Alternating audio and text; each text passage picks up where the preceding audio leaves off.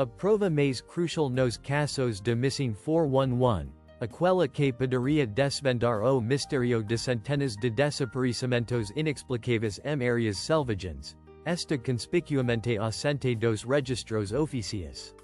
Não estamos falando de mero descuido, mas de uma lacuna sistemática, vazio que desafia a lógica e as práticas de investigação.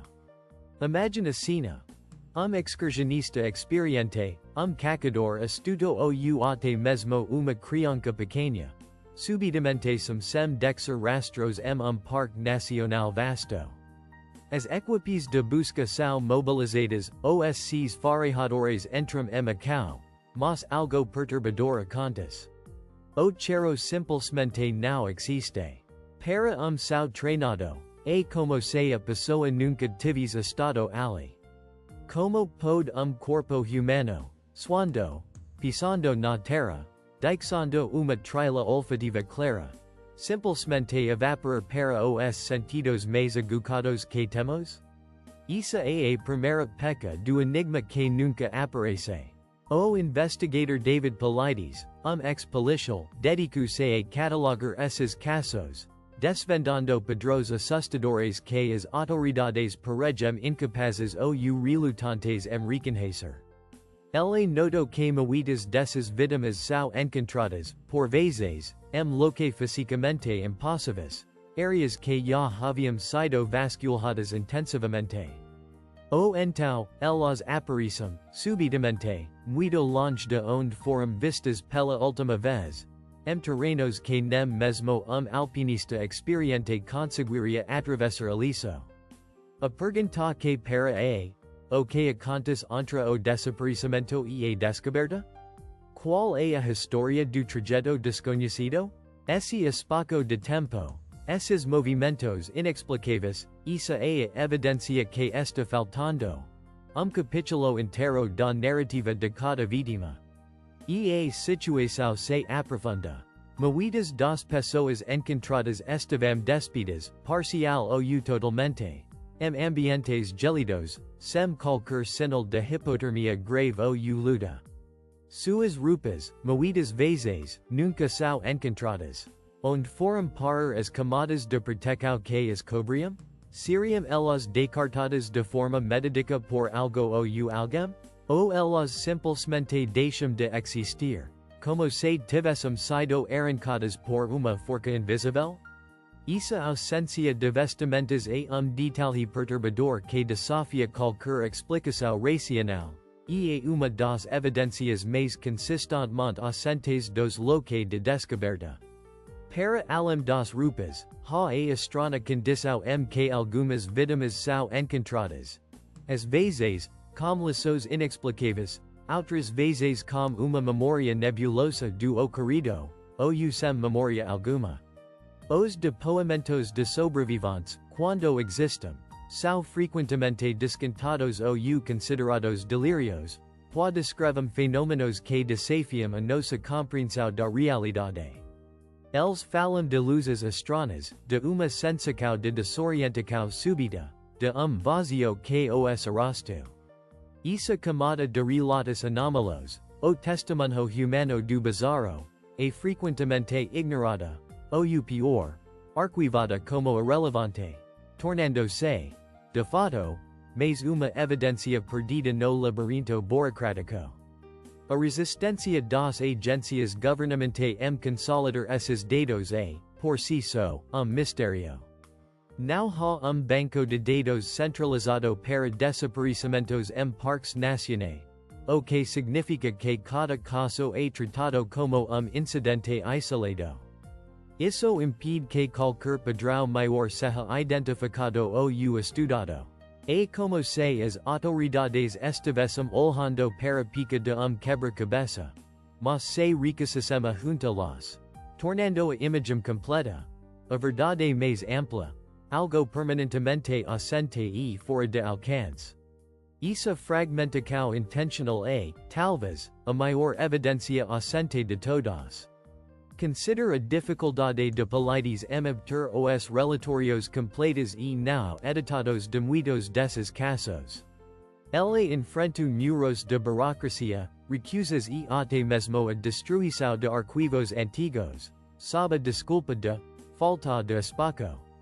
Como podemos esperar resolver mistério tão profundo quando os próprios dados são guardados a 7 chaves, ou pior, deliberadamente apagados?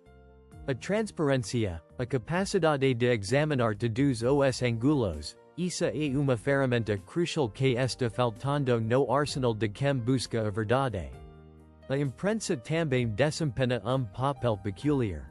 Enquanto alguns casos ganham manchetes por alguns dias, a estranheza subjacente, os detalhes bizarros que Paulides e outros observaram, raramente são destacados ou investigados a fundo.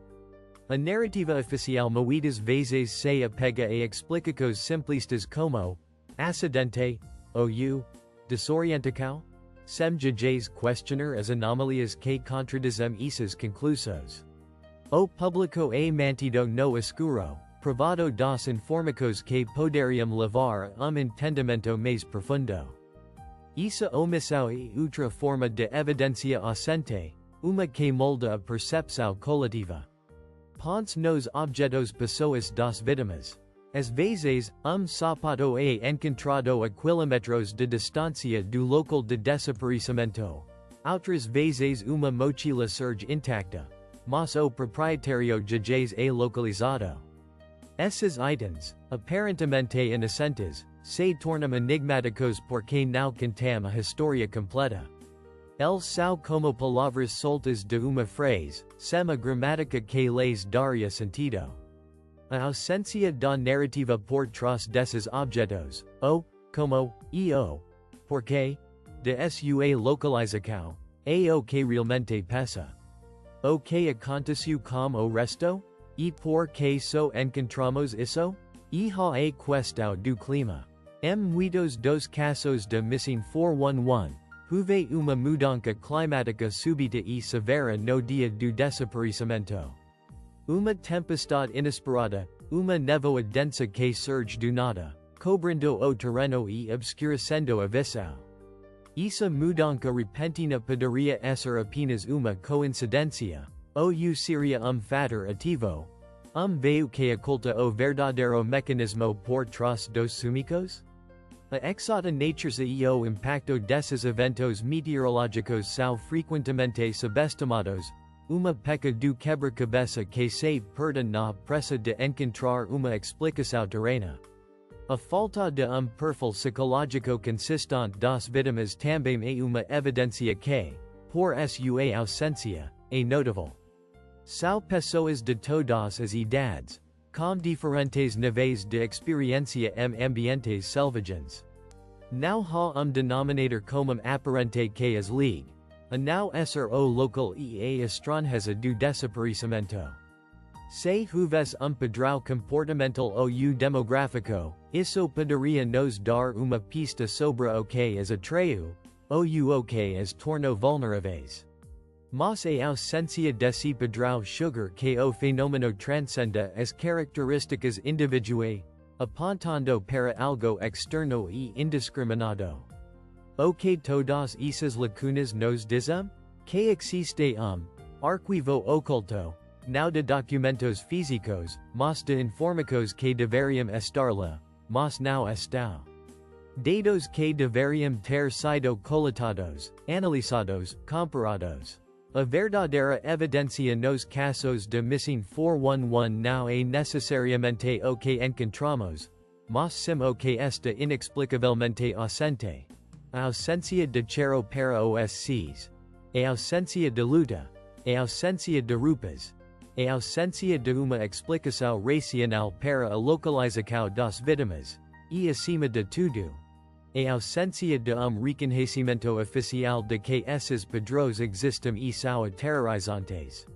A história desses desaparecimentos é uma teia de mistério, não porque as pistas são escassas, mas porque as mais cruciais são sistematicamente negadas, ignoradas ou deixadas de fora do registro.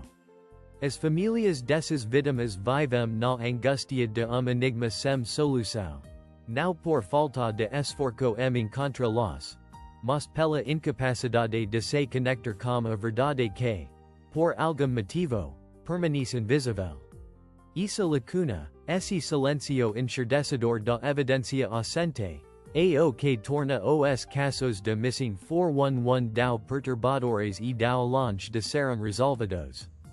O que está realmente escondido nesses arquivos, o melhor. O que nunca foi permitido existir. Neles?